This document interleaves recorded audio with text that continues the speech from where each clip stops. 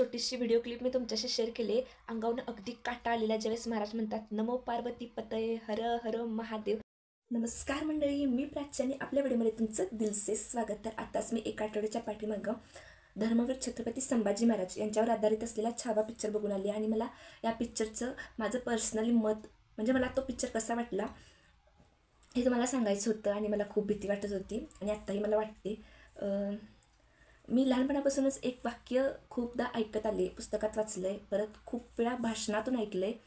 देश धर्म पर मिटने वाला शेर शिवा का छावा था, महापराक्रमी परम प्रतापी एकही शंभू राजा था.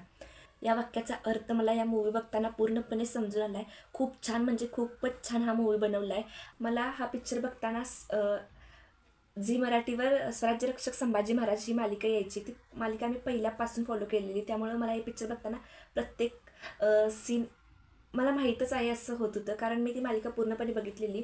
पण हा पिक्चर बघताना आपण तिथे आहोत असं फील होत होतं. खूप छान, खूप म्हणजे खूप छान पिक्चर हा बनवला आहे खरंच.